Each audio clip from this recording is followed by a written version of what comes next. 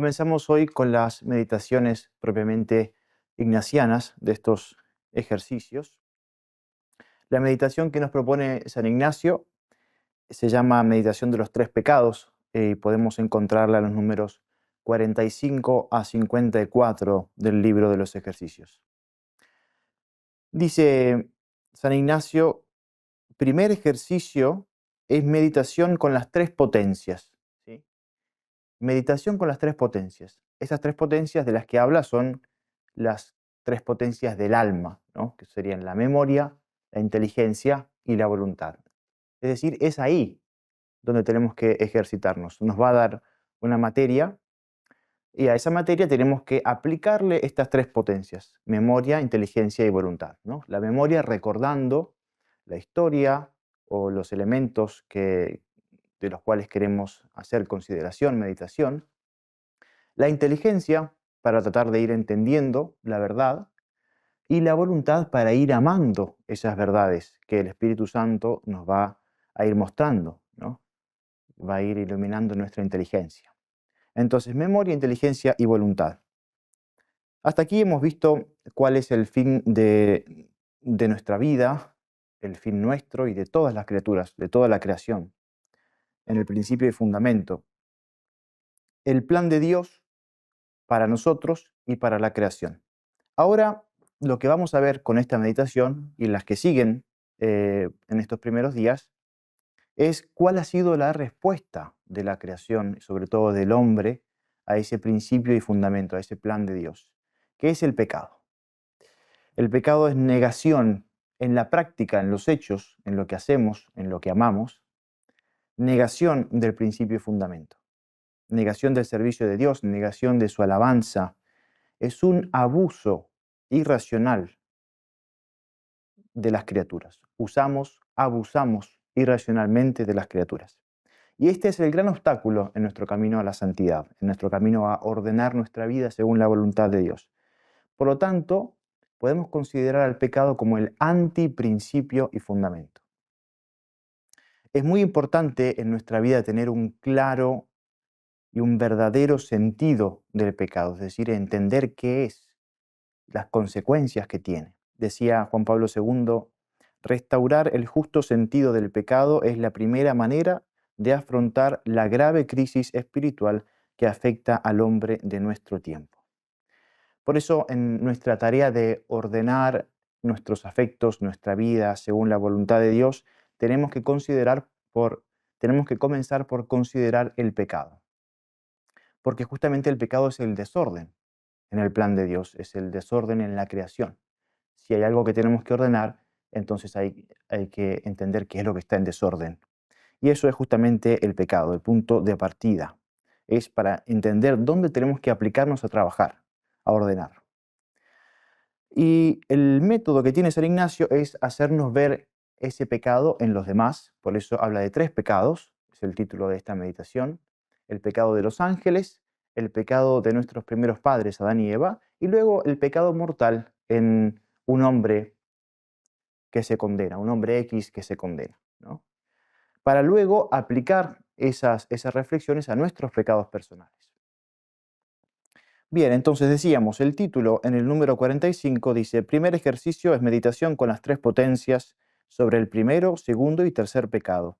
Contiene en sí, después de una oración preparatoria y dos preámbulos, tres puntos principales y un coloquio. Es decir, en todo ese largo título, San Ignacio nos está indicando cuál es la estructura de la meditación, los pasos que tiene, las etapas por las que hay que ir pasando para obtener el fruto que buscamos con esta meditación. Y es importante e interesante detenernos en eso porque nos explica la estructura que en general tienen las meditaciones ignacianas. Entonces nos dice, contiene en sí, después de una oración preparatoria, por la cual nos disponemos a entrar en la meditación y sacar el mayor fruto de ella, dos preámbulos, ¿sí?, que nos ayudan a ir entrando en la meditación y luego tres puntos de contenido sobre los cuales tenemos que reflexionar y finalmente un coloquio, que es un modo de conversación, que es propiamente la oración dentro de la meditación. Entonces, en el número 46 nos dice, la oración preparatoria es pedir gracia a Dios nuestro Señor para que todas mis intenciones, acciones y operaciones sean puramente ordenadas en servicio y alabanza de su divina majestad. Esta oración preparatoria se va a repetir en todas las meditaciones de San Ignacio, va a ser siempre la misma, ¿no? Pedir gracia, es decir, su asistencia al Espíritu Santo con sus dones, para que todo lo que hagamos en la meditación sea realmente para mayor servicio y alabanza de su infinita majestad. Tratamos entonces con esta oración preparatoria de purificarnos de toda intención desviada que podamos traer a la hora de hacer los ejercicios espirituales. Que todo sea para servicio y alabanza de Dios, que podamos cumplir con el principio y fundamento con esta meditación. Y entonces pasa al primero de los preámbulos. Dice en el número 47, el primer preámbulo es composición viendo el lugar, es decir, usar la vista de la imaginación, va a decir, para componer un lugar en el cual vamos a reflexionar, en el cual vamos a contemplar, cuando sea una contemplación, ¿no?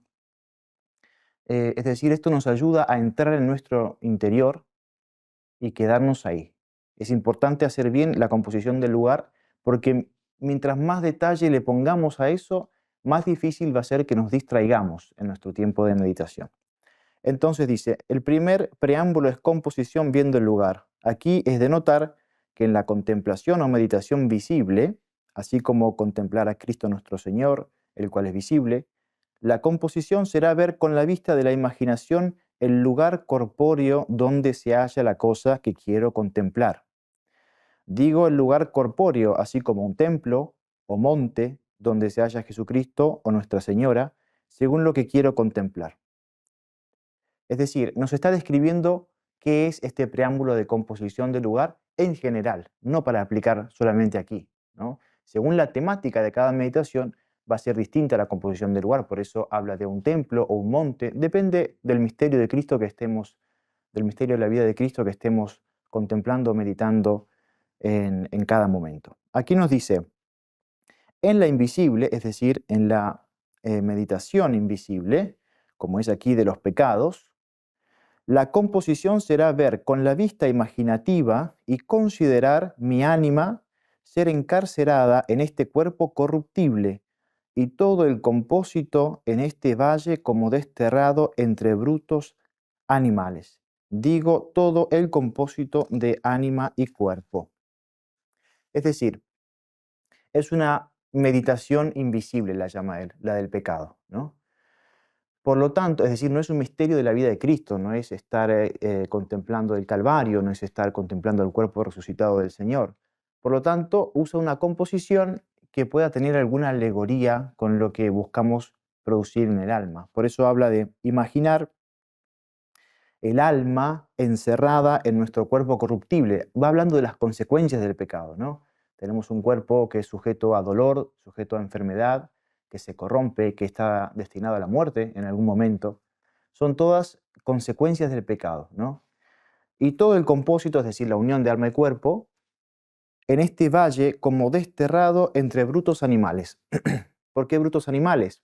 Porque el que peca de alguna forma se está comportando como no acorde a su dignidad, se está rebajando de alguna forma. Por eso, entre brutos animales también hace referencia a las consecuencias del pecado. Digo todo el compósito de ánima y cuerpo. Bien, entonces composición, preámbulo de composición del lugar. Número 48. El segundo preámbulo, ¿no?, es demandar a Dios nuestro Señor lo que quiero y deseo. La demanda ha de ser según subyecta materia, es a saber, si la contemplación es de resurrección, demandar gozo con Cristo gozoso. Si es de pasión, demandar pena, lágrimas y tormento con Cristo atormentado. Aquí será demandar vergüenza y confusión de mí mismo, viendo cuántos han sido dañados por un solo pecado mortal y cuántas veces yo merecía ser condenado para siempre por mis tantos pecados. Entonces nos explica en qué consiste este preámbulo para que lo apliquemos en todas las demás meditaciones y nos explica también qué es lo que tenemos que pedir en este preámbulo de demandar, de pedir al Señor, qué es lo que tenemos que pedir en particular para esta meditación de los tres pecados. Es decir, el segundo preámbulo es la petición, el fruto que quiero alcanzar con esta meditación. Por lo tanto, cuando hagamos examen de la meditación para entender que si la hemos hecho bien o la hemos hecho mal, tenemos que mirar el fruto, a qué fruto se produjo en nuestra alma. Y si coincide con esto que hemos pedido en el segundo preámbulo, número 48, quiere decir que hemos andado bien. Aquí entonces tenemos que pedir vergüenza y confusión de nosotros mismos. Vergüenza y confusión. Vergüenza por ver las consecuencias del pecado, entendiendo que las consecuencias del pecado de los ángeles, del pecado de Adán y Eva y de el hombre que se condena por un solo pecado mortal, también podrían haber sido consecuencias de mis pecados. Y también vergüenza porque el pecado, como decía, rebaja nuestra dignidad, nos hace obrar de modo contrario a nuestra dignidad de hombres y de hijos de Dios. Vergüenza y confusión, es decir, decíamos que tenemos que aplicar la inteligencia en la meditación, bien, pero un fruto que tenemos que ver aquí es justamente esa confusión, ver que la inteligencia no alcanza a explicar lo que sucede. Confusión porque no se comprende, no se entiende y surge la pregunta, tiene que surgir en nuestra alma, ¿por qué Dios nos da tiempo? ¿Por qué me da a mí tiempo para purgar mis pecados? Si ya hemos fracasado, quizás, ¿no? En ese principio y fundamento. ¿Por qué nos sigue dando la oportunidad? ¿Por qué nos perdona cuando otros quizás han sido mejores y se han condenado? ¿Por qué me sigue dando más oportunidades? ¿No? Entonces, vergüenza y confusión es lo que tenemos que pedir. Y luego en el número 50 pasamos al primer punto de meditación propiamente. El primer punto será traer a la memoria, será traer la memoria sobre el primer pecado, que fue de los ángeles, y luego sobre el mismo el entendimiento discurriendo, luego la voluntad queriendo, queriendo todo esto memorar y entender, por más me envergonzar y confundir, trayendo en comparación de un pecado de los ángeles tantos pecados míos, y donde ellos por un pecado fueron al infierno, ¿cuántas veces yo le he merecido por tantos? Digo traer en memoria el pecado de los ángeles, cómo siendo ellos criados en gracia, no se queriendo ayudar con su libertad para hacer reverencia y obediencia a su Creador y Señor, veniendo en superbia, fueron convertidos de gracia en malicia y lanzados del cielo al infierno, y así, consecuenter, discurrir más en particular con el entendimiento y consecuenter moviendo más los afectos con la voluntad. ¿Sí? Un poco largo el texto de San Ignacio, tenemos todo el tiempo que queramos para detenernos en este primer punto y buscar aplicar la memoria, la inteligencia y la voluntad. Se nos habla del pecado de los ángeles, ¿sí? Para que veamos lo que ha sido el pecado de los ángeles, sus consecuencias, y entendamos que nuestro pecado, en ese sentido, no es distinto, ¿no? Y que merecería tener también todas esas consecuencias. San Pedro nos dice en su segunda carta, Dios no perdonó a los ángeles cuando pecaron, sino que los condenó a las cadenas del Tártaro y los entregó en custodia para el juicio. ¿Sí? Lo tenemos entonces en la revelación, no es un invento de San Ignacio esto. ¿Y cómo llegaron a caer los ángeles? Santo Tomás de Aquino explica que los ángeles deseaban ser como Dios, deseaban esa perfección, pero la deseaban de un modo concreto, particular, porque ellos siendo seres perfectísimos, mucho más inteligentes que nosotros, sabían en su inteligencia que solo podía haber un Dios, sabían que ellos no podían ser Dios.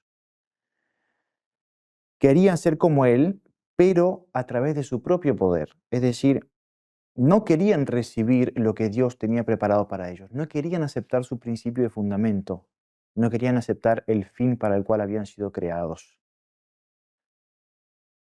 Los ángeles, entonces, creados en gracia, las criaturas más perfectas de la creación, dice San Ignacio, por su soberbia fueron convertidos de gracia en malicia y lanzados del cielo al infierno. La soberbia. La soberbia hace que nos consideremos un fin para nosotros mismos, que nosotros queramos ponernos nuestro propio fin, que no aceptemos lo que somos, que hemos sido creados, que la vida nos ha sido dada, ¿no? en un entorno, en unas circunstancias concretas que nos marcan nuestro fin. Nuestra naturaleza nos marca nuestro fin. La soberbia hace que nosotros queramos decidir un fin para nosotros mismos distinto del que Dios ha pensado. Todo lo que vemos fue creado por Dios. Cada cosa tiene una naturaleza particular. El fuego quema, el agua moja, ¿sí? Eh, el hombre engendra a otro hombre, el árbol de naranjas da naranjas. Cada cosa tiene una naturaleza y una tendencia determinada, particular, a un fin concreto. Y eso ha sido pensado y querido por Dios. Según esa naturaleza, cada criatura está diseñada entonces para un fin. Tiene los órganos, las cualidades necesarias para alcanzar ese fin. Pero si no se respeta ese fin, las cosas pierden su sentido, pierden su razón de ser. Se arruinan, las cosas se arruinan, se degradan y se arruinan. Pensemos, por ejemplo, en una obra de arte, ¿no? Pensemos en la Mona Lisa de Da Vinci, una obra que ha sido pensada para crear belleza, para elevar el espíritu del hombre a contemplación de cosas más altas, ¿no? Para hacer reflexionar, para producir un gozo interior, según esa belleza que expresa.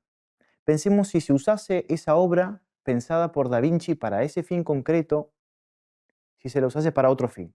Si usásemos ese lienzo para ponerlo sobre la mesa, para aparejar la cena sobre la Mona Lisa, ¿no? Se está usando para otro fin, para el que no fue creado. Por lo tanto, esa naturaleza concreta, ese cuadro, esa obra concreta, no alcanza el fin para el que fue creado. Todas las demás criaturas se ven privadas del gozo que estaba destinada a producir, y no solo eso, sino que se arruina. Se arruina porque se la usa para algo para lo que no ha sido hecha. Se la rebaja de su dignidad y se la arruina. Y se la arruina.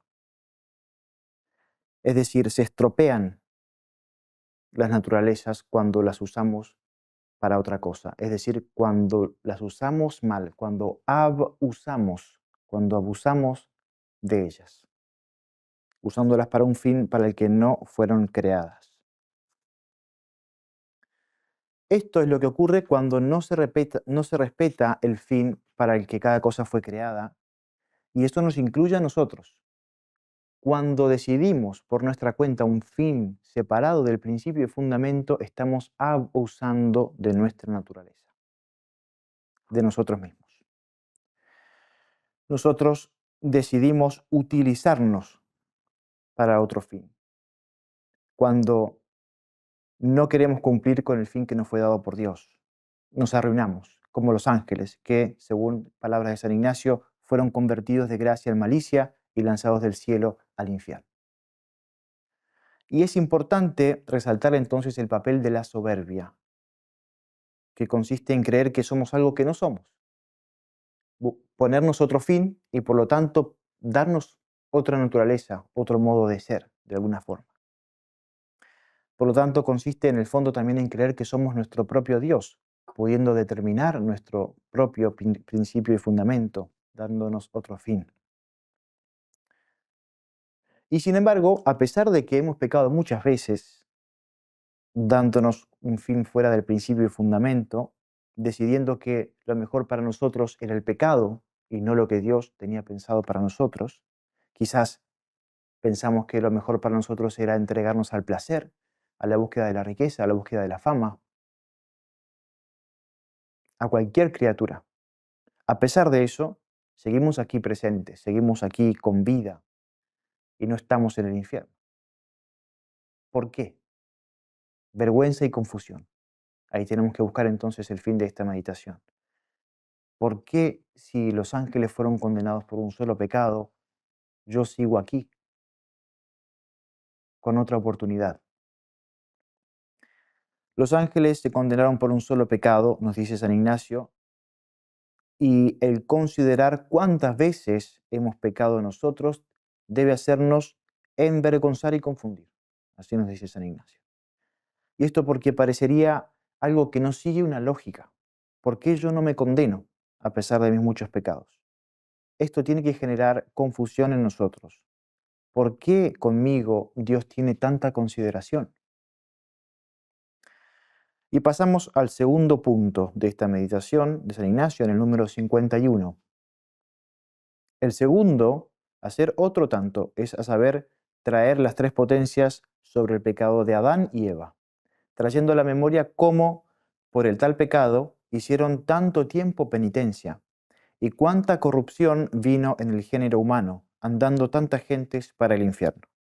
Digo, traer a la memoria el segundo pecado de nuestros padres, cómo después que Adán fue criado en el campo damasceno y puesto en el paraíso terrenal, y Eva a ser criada de su costilla, siendo vedados que no comiesen del árbol de la ciencia, y ellos comiendo y asimismo pecando, y después, vestidos de túnicas pellíceas y lanzados del paraíso, vivieron sin la justicia original que habían perdido toda su vida en muchos trabajos y mucha penitencia. Y consecuenter discurrir con el entendimiento más particularmente usando de la voluntad como está dicho. Otro texto largo de materia de meditación sobre el que tenemos todo el tiempo para reflexionar y rezar. Vemos entonces aquí también cómo el pecado arruina al pecador, viendo todo lo que perdieron Adán y Eva con ese primer pecado. Dice San Ignacio, lanzados del paraíso, vivieron sin la justicia original que habían perdido toda su vida en muchos trabajos y mucha penitencia.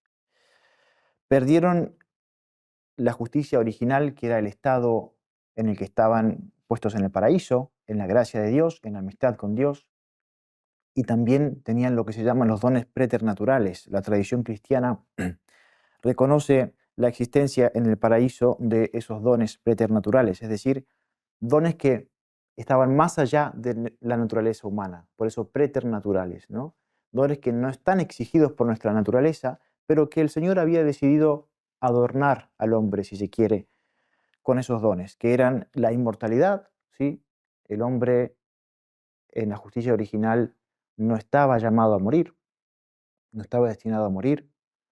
También la impasibilidad, es decir, no había dolor, no se sufría el dolor. Y también lo que se llama la integridad, que es el dominio de las pasiones del hombre, ¿no? De esa tirantez que a veces ejerce la tentación sobre nosotros, tentaciones de nuestros apetitos desordenados, eh, de nuestras pasiones que a veces buscan su objeto de modo desordenado, encienden en nosotros un deseo desordenado. Eso ellos no lo sufrían. Todo estaba ordenado según su inteligencia y su voluntad. Tenían esos dones preternaturales y los perdieron a causa del pecado. Nos dice el Catecismo de la Iglesia Católica, el primer hombre fue no solamente creado bueno, sino también constituido en la amistad con su Creador y en armonía consigo mismo y con la creación en torno a él. Por la irradiación de esta gracia, todas las dimensiones de la vida del hombre estaban fortalecidas. Mientras permaneciese en la intimidad divina, el hombre no debía ni morir ni sufrir. La armonía interior de la persona humana, la armonía entre el hombre y la mujer, y por último, la armonía entre la primera pareja y toda la creación constituía el estado llamado justicia original. Así vivían Adán y Eva. Y lo perdieron por el pecado, el daño que les hizo ese pecado. El pecado nos hace daño, aunque a veces no parezca, aunque a veces parezca que podemos pecar repetidamente y que nada pasa, ¿no? Que aunque parezca que luego podemos confesarnos y ya está, es cierto que la confesión, ciertamente si hay arrepentimiento, borra nuestro pecado, ciertamente. Pero el pecado deja su marca, deja sus consecuencias, nos daña. Aunque no parezca, el pecado crea vicios en nosotros, crea vicios que nos hacen tender, seguir tendiendo a ese pecado, nos hacen muchas veces dependientes, crea debilidad en nuestra voluntad. El pecado nos hace también perder nuestras buenas cualidades. Cuando decidimos una vida sin Dios, es decir, con el pecado, sin el principio y fundamento, nos complicamos mucho más las cosas. Dice el texto de San Ignacio, toda su vida en muchos trabajos y mucha penitencia. Y nosotros rechazamos la gracia divina la amistad divina y su ayuda cuando aceptamos el pecado en su lugar. Aceptamos servir al pecado,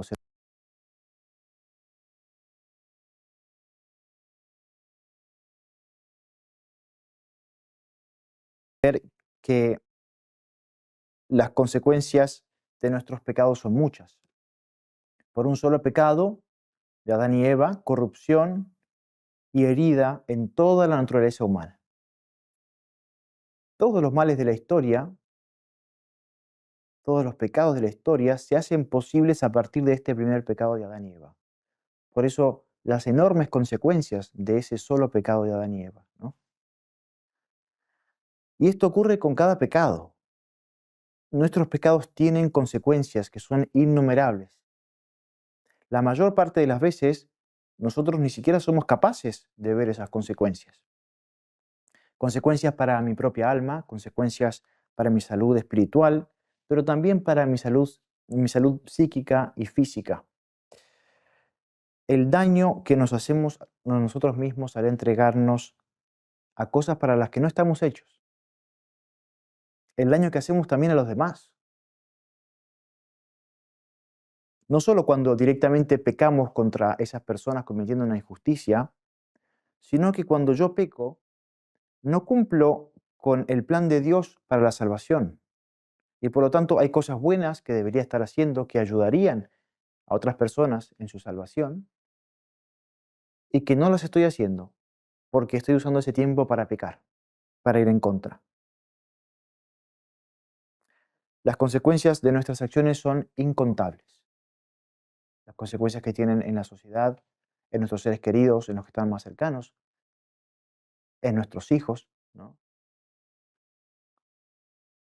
Y a pesar de que con un solo pecado Adán y Eva trajeron tantos males a toda la humanidad, a pesar de que lo vemos claro, nosotros seguimos con nuestra afección al pecado. Y sin embargo, Dios me da otra oportunidad de conversión. ¿Por qué? Vergüenza y confusión entonces. ¿Por qué Dios me sigue dando esta oportunidad? El tercer punto, en el número 52, dice San Ignacio, el tercero asimismo hacer otro tanto sobre el tercer pecado particular, de cada uno que por un pecado mortal es ido al infierno, y otros muchos sin cuento por menos pecados que yo he hecho. Digo hacer otro tanto sobre el tercer pecado particular, trayendo a la memoria la gravedad y malicia del pecado contra su Criador y Señor. Discurrir con el entendimiento cómo en el pecar y hacer contra la bondad infinita, justamente ha sido condenado para siempre, y acabar con la voluntad como está dicho. ¿Sí? Como sabemos por la doctrina católica, un pecado mortal, es decir, una falta grave, hecha con pleno conocimiento de que eso es una falta y con pleno consentimiento, con libre consentimiento en eso, basta para la condenación eterna. Quien muere con ese pecado sin haberse arrepentido va al infierno, si no es por la misericordia del Señor. Se elige esa criatura en lugar de Dios, se elige pecar, se elige caer en ese pecado en lugar de servir el principio y fundamento. El Catecismo de la Iglesia Católica nos dice en el número 1861, el pecado mortal es una posibilidad radical de la libertad humana, como lo es también el amor. Entraña la pérdida de la caridad y la privación de la gracia santificante, es decir, del estado de gracia. Si no es rescatado por el arrepentimiento y el perdón de Dios, causa la exclusión del reino de Cristo y la muerte eterna del infierno. De modo que nuestra libertad tiene poder de hacer elecciones para siempre sin retorno, ¿no? Y ahí está la clave. Elecciones para siempre sin retorno. Eso es lo que han hecho estos hombres que han sido condenados por un solo pecado mortal. Elección para siempre sin retorno. Hablamos de gente que por un único pecado mortal fue condenada para siempre, ¿no? Dice San Ignacio, la gravedad y malicia del pecado. Eso tenemos que entender. Es capaz de merecernos la condena eterna. Una única vez que estas personas eligieron una criatura en lugar de Dios y no se arrepintieron, condenadas para siempre. ¿Parece injusto? ¿Puede parecer injusto?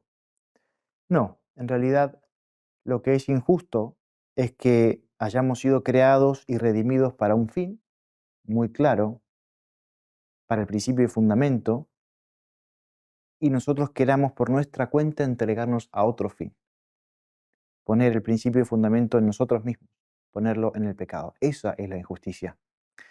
Dice el libro del profeta Ezequiel, y vosotros decís, ¿no es justo el proceder del Señor?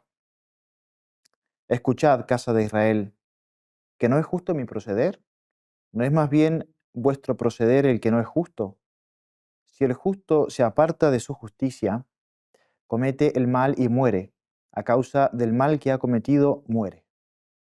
Y si el malvado se aparta del mal que ha cometido para practicar el derecho y la justicia, conservará su vida. Ha abierto los ojos y se ha apartado de todos los crímenes que había cometido. Vivirá sin duda, no morirá. Y sin embargo, la casa de Israel dice, no es justo el proceder del Señor. ¿Que mi proceder no es justo, casa de Israel? ¿No es más bien vuestro proceder el que no es justo? Allí está la injusticia. Eso tenemos que entenderlo. Está en el pecado la injusticia. A la luz de este hecho de que tantos se pierden por un solo pecado, qué tonta parece la presunción de que es fácil evitar el infierno después de cometer una ofensa grave.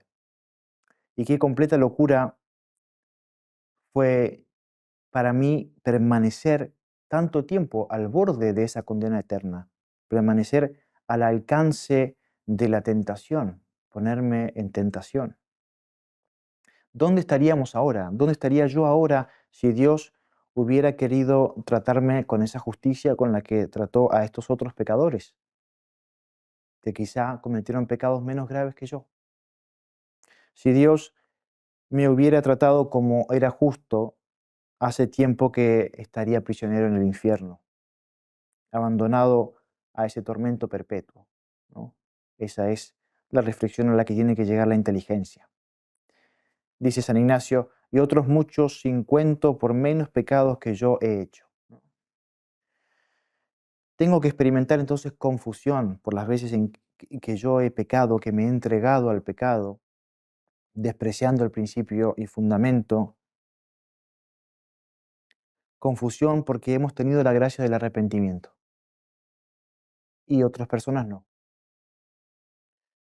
Esto nos habla de un amor de predilección de Dios por nosotros, un amor de predilección por cada uno en particular. Seguimos aquí, seguimos con posibilidad de arrepentirnos, de dejar ese afecto desordenado a la criatura, al pecado, y volver a la voluntad de Dios, volvernos hacia Dios, al amor de Dios. ¿Por qué? ¿Por qué no estoy condenado a pesar de mis muchos pecados? La respuesta es la misericordia de Dios, el amor misericordioso de Dios. Pero a eso tiene que llegar cada uno meditando sobre su historia personal de pecado. Finalmente, en el número 53 y 54, San Ignacio nos dice de terminar con un coloquio. Un coloquio es una conversación. Eso es el coloquio. Es propiamente la oración. Nosotros meditamos, discurrimos con nuestra inteligencia sobre verdades, pero el movimiento de la voluntad, el amor hacia esas cosas, hacia Dios en concreto, eso es la oración. El punto de conexión, el buscar unirme quizás con una conversación, con el coloquio al Señor. Leo primero el número 54 que explica qué es un coloquio. Dice, el coloquio se hace propiamente hablando, así como un amigo habla a otro o un siervo a su señor. Cuando pidiendo alguna gracia, cuando culpándose por algún mal hecho, cuando comunicando sus cosas y queriendo consejo en ellas. Y decir un pater noster, un Padre Nuestro, ¿no? Es decir, el coloquio es una conversación como yo vea en ese momento que todo el discurso de la meditación a lo que me ha llevado. Ver qué suscita el Espíritu Santo en eso, ¿no? Dejar que el Espíritu Santo guíe nuestro discurrir para ese coloquio, ¿no? Y hablar como se nos ofrezca el alma, como nos venga el alma, ¿no? Como decía, como un amigo habla con otro, como un siervo con su señor. Dice en el número 53, coloquio, imaginando a Cristo nuestro Señor delante y puesto en cruz, hacer un coloquio. Cómo de Criador es venido a hacerse hombre y de vida eterna a muerte temporal, y así a morir por mis pecados. Otro tanto, mirando a mí mismo, lo que he hecho por Cristo, lo que hago por Cristo, lo que debo hacer por Cristo. Y así, viéndole tal y así colgado en la cruz, discurrir por lo que se ofreciera. Es decir, para el coloquio, para esta conversación con el Señor, imaginármelo crucificado por mis pecados, dice, ¿no? Porque esa ha sido la consecuencia más grave de mis pecados, ¿no? Hablábamos tanto de las consecuencias. La gran consecuencia es que el Señor se hizo hombre, se encarnó, ¿sí? Para poder tener un cuerpo pasible, capaz de sufrir, para pagar por nuestros pecados y poder de ese modo redimirnos. Esa es la gran consecuencia. Entonces, mirando a Cristo, hablando con Él, dice, hay que pensar y hablar de lo que he hecho por Cristo, es decir, en el pasado, ¿qué he hecho por Cristo? Mis muchos pecados, ¿no? Soy yo la causa de esos clavos, de esa corona, de esos azotes, de ese costado abierto. Lo que hago por Cristo en el presente, cómo estoy conduciendo mi vida, qué estoy haciendo por Cristo, ¿no? Por aliviar en algo esa pena, al menos evitar el pecado, ¿no? Lo que debo hacer por Cristo en el futuro, ¿cuál tiene que ser el cambio entonces en mi desorden de pecado, ¿no? En mi conciencia del sentido del pecado del que hablábamos. Y así, viéndole tal, y así colgado en la cruz, discurrir por lo que se ofreciere. Gloria al Padre, y al Hijo, y al Espíritu Santo, como era en el principio, ahora y siempre, y por los siglos de los siglos. Amén.